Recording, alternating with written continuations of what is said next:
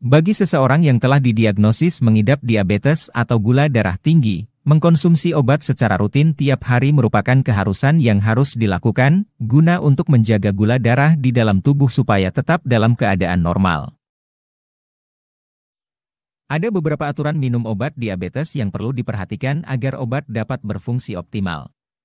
Selain taat mengonsumsi obat, penderita diabetes juga perlu melakukan cek gula darah secara teratur dan menerapkan pola hidup sehat.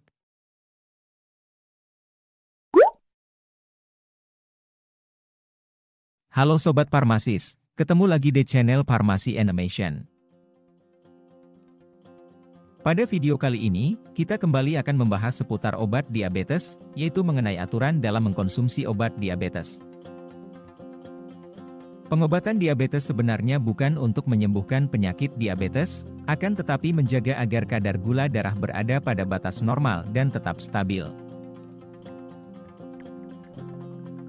Hal ini bertujuan untuk mencegah terjadinya komplikasi yang diakibatkan oleh diabetes, seperti penyakit jantung, stroke, gangguan ginjal, dan kerusakan sistem saraf yang berbahaya bagi tubuh. Obat diabetes yang diresepkan oleh dokter berbeda-beda tergantung pada jenis diabetes yang diderita oleh pasien. Ada obat diabetes yang perlu dikonsumsi sebelum makan, bersamaan dengan makan, atau setelah makan. Berikut ini beberapa aturan minum obat diabetes yang perlu dipahami.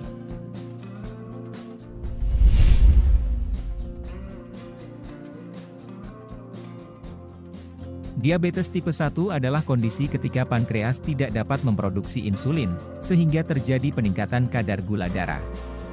Oleh karena itu, pengobatannya menggunakan suntik insulin setiap hari untuk mengontrol kadar gula darah agar tetap normal. Dokter akan menentukan dosis insulin yang tepat dan mengajarkan cara menggunakan suntik insulin. Selain itu, pemberian suntik insulin juga memiliki potensi efek samping, seperti sakit kepala, lemas, gatal-gatal, dan alergi meski jarang terjadi. Meski begitu, segera beritahu dokter yang merawat Anda bila ada keluhan setelah mendapatkan terapi suntik insulin.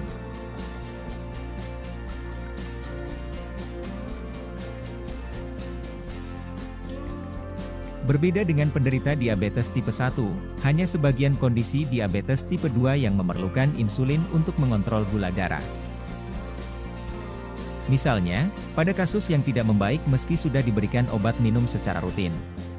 Penderita diabetes tipe 2 umumnya akan diberikan obat antidiabetes, seperti metformin.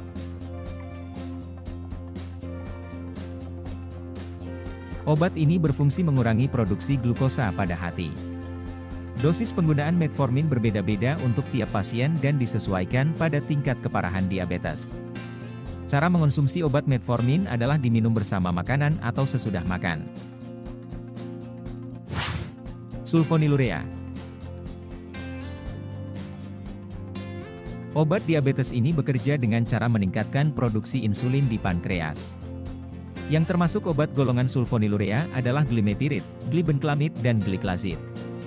Obat diabetes golongan ini biasanya diminum sebelum makan. Penghambat DPP-4. Obat ini berfungsi untuk menghambat penyerapan glukosa di ginjal dan meningkatkan produksi hormon insulin. Contoh obat ini adalah sitagliptin, vildagliptin, dan linagliptin. Obat ini dikonsumsi sesuai jadwal yang direkomendasikan dokter atau tidak bergantung pada jadwal makan. Thiazolidinedione.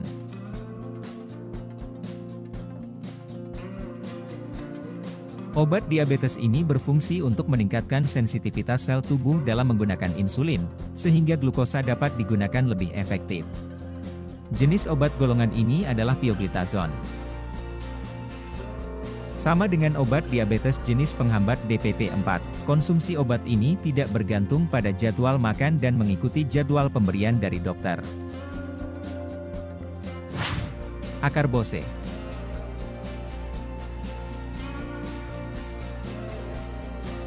Obat diabetes ini diberikan untuk menghambat penyerapan glukosa dari saluran pencernaan.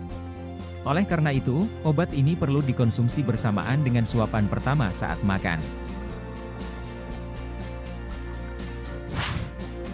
Obat diabetes kombinasi. Obat diabetes kombinasi yang dimaksud adalah mengonsumsi obat diabetes dari dua jenis obat yang berbeda. Misalnya, kombinasi metformin dan glibenclamid secara bersamaan, maka aturan pemberiannya akan disesuaikan dengan jenis obat. Metformin dikonsumsi setelah makan, sedangkan glibenclamid sebelum makan.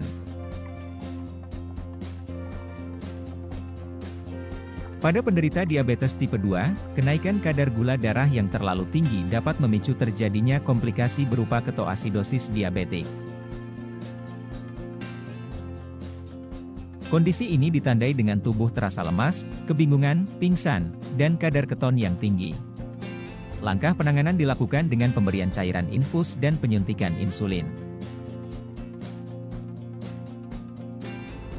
Selain itu, saat menggunakan obat-obatan diabetes di atas, perhatikan apakah terdapat efek samping berupa hipoglikemia yang ditandai dengan lemas, pusing, sakit kepala, sakit perut, mual, muntah, kembung, atau dehidrasi.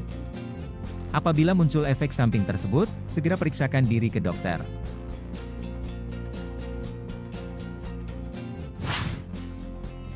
Oke sobat, sekian untuk video kali ini, semoga dapat memberikan manfaat untuk sobat semua dan sampai jumpa di video selanjutnya.